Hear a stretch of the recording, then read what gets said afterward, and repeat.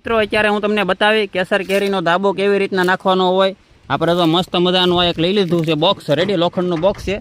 એની હેઠે હવે સારોલું નાખી દીધું. આ બધું સારોલું છે, જો આપણે માંડવીનું સારોલું છે ને. હવે એમાં કેરી નાખી રાખે. કેરી અત્યારે જો આ બધી આંબેથી આંબી છે, જો આ બધી આંબેથી આંબી છે, બધી દાણો પડી ગઈ ને. હવે જો આપણે ગોઠવે રાખ્યા, જો તમારે એટલે આવી રીતના દાબો નાખવાનો હોય કેરીનો. પછી આને ભાઈ કેવી રીતના હોય બધી પ્રોસેસ બતાવી તમને. ખાલી જો અત્યારે ગોઠવે રાખી બધે, જો કેમ તમારે એ ઘટે બધી ગોઠવાતી જાય ઘરખી. જોવો તમારે મસ્ત મજાનો કેરીનો ભાઈ દાબો નાખવાનો છે ને. આ બધું જો ભાઈ કેરેટમાં ભરી છે, જો ને અત્યારે તો ગોઠવાય છે. હવે તો ભાઈ આવી રીતના દાબો નાખવાનો હોય ભાઈ. આમાં છે ને ભાઈ કાર્બન કે કાંઈ નાખવાનું ન હોય ભાઈ. જુઓ તમારે, કેમ કે આપણે ખાવાની છે ભાઈ, એટલે આમાં કાંઈ દવા બવા કે કાંઈ કાર્બન કે એવું કંઈ નાખવાનું જ નહીં ભાઈ, કેમિકલ. એને આથી જ પાકવા દેવાની છે. એટલે જો આપણે દેશી જુગાડથી બનાવેલું છે ભાઈ કેવી રીતના દાબો નાખવાનો. જો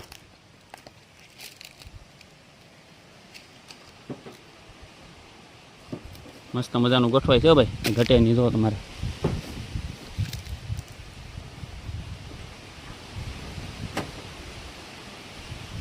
હજી તો ભાઈ લાટકેરી છે, જો બધી મોટું મોટું ફળ બધું બાકી છે. જો આ બધા ફળ બાકી છે, જો બધા બાકી છે હજી ને. અત્યારે જો ભાઈ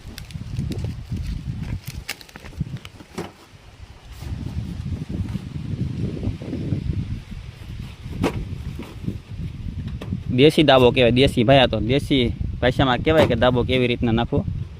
ખરેલી છે, તો આ ભાઈ દાણા વિનાની છે. આ ખરી ગઈ હતી પવનની, આમાં દાણો નથી પીળો.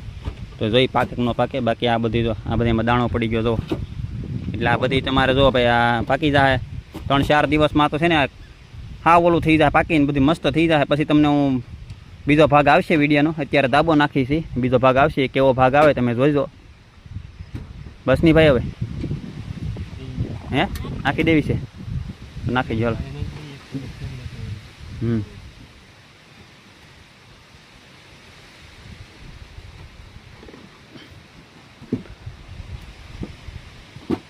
હાલો ભાઈ, હવે કમ્પ્લીટ થઈ ગયું છે બધું. જો બસ ભાઈ રહેવા જોઈએ છે હવે ભાઈ. રાજુ બે ઓલા અડધા અડધા કરી નાખશું ત્યારે લેતા જઈએ. બસ નથી લઈ જાય.